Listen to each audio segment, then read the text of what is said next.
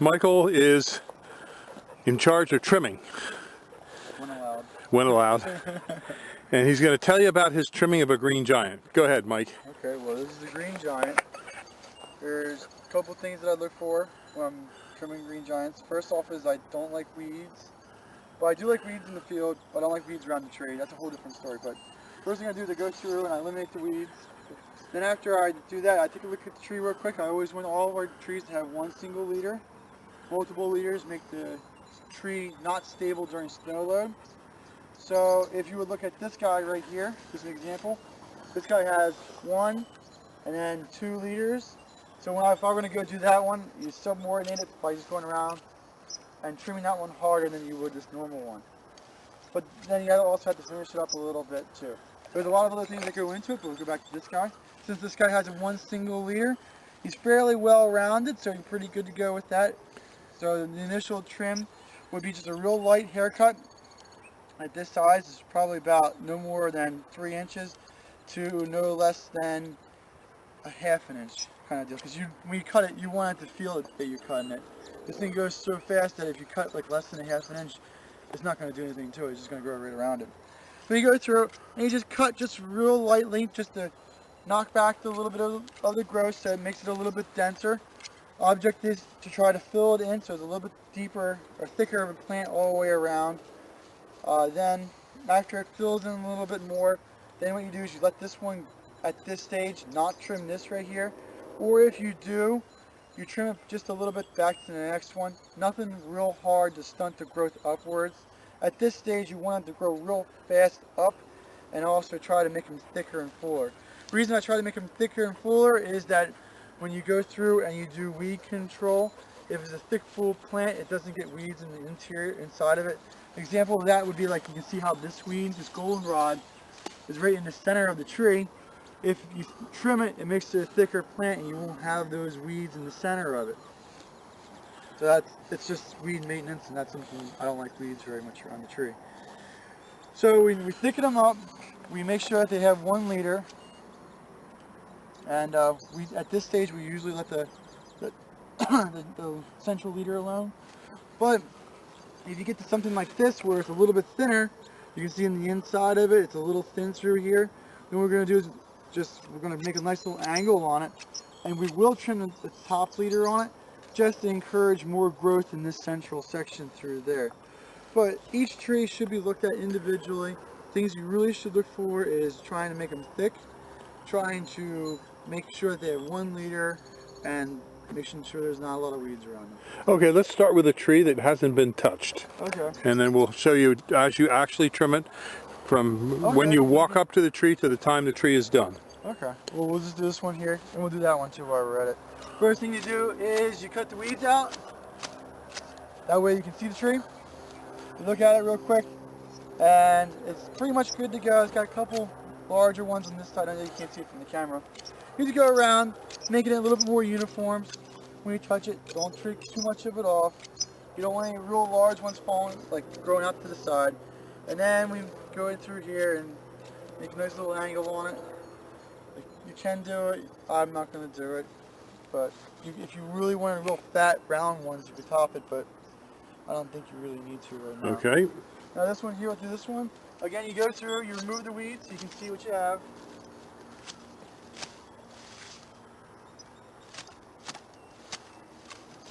Alright, so you can look at this one has a definite second leader forming, but maybe a third right here, so that's something we're going to have to go through and cut a little bit heavier on.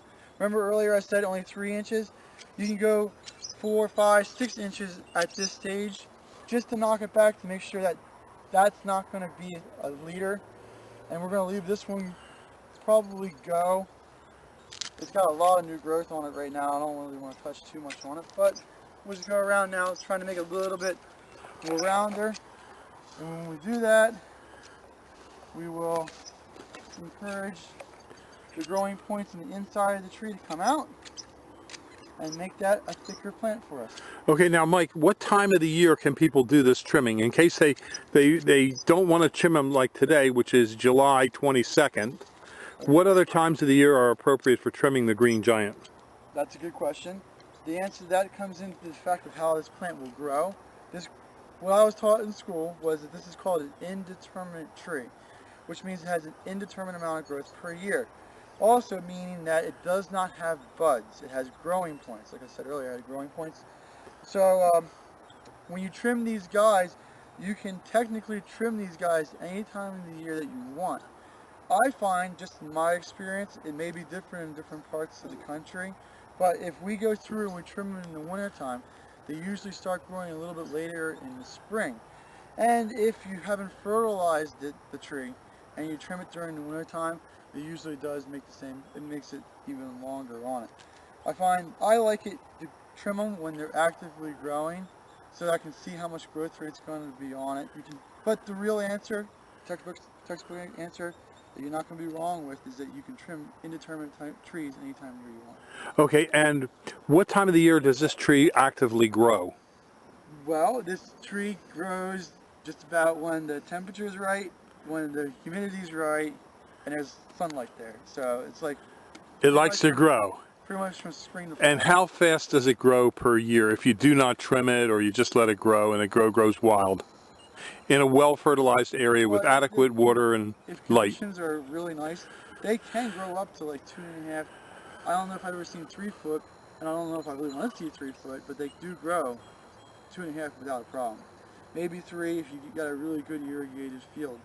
I would say if you're going to get a new tree at this size or smaller, you would probably want to see in the neighborhood of like 1.5 feet of growth. You don't want too much growth because you want the tree to put roots out and establish itself. And you don't want a lot of growth when it's real young, because then when little birds come over and land on it, they go and they snap the branch off a little bit. That does happen fairly often. You'll go out to a tree and you'll see a tree that's been growing and it's got like that much new growth on it, and all of a sudden at the top it has a nice L to it. That's because a little bird landed on it and it was not strong enough to hold it and it breaks it off. It's just... Okay. And when somebody plants this, your plant spacing here is what, about 5 feet? Yeah. For the nursery?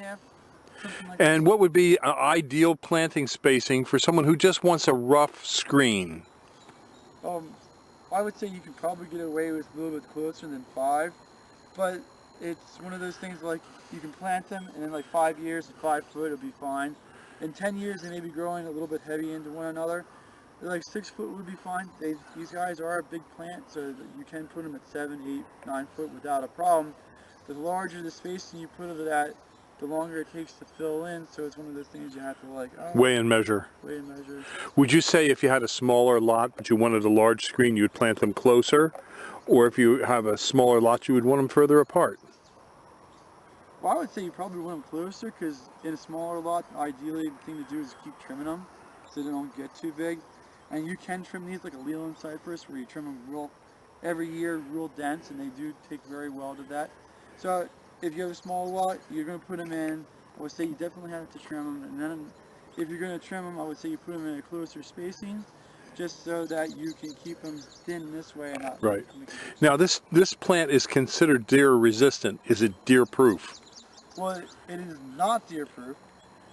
It's deer resistant. It's very deer resistant. If you have a deer and it's starving, it will eat whatever it can eat, and it will eat the green giant, but it's not one of those things it really likes to eat. It'll eat it when it's really hungry. And another thing it does do is when the deer go in the rut and they start rubbing their antlers, they will start rubbing these guys. And that's another reason why I like to have them a little bit thicker. The thicker the plant, they tend not to like to rub them because the branches poke them in the eye. Right.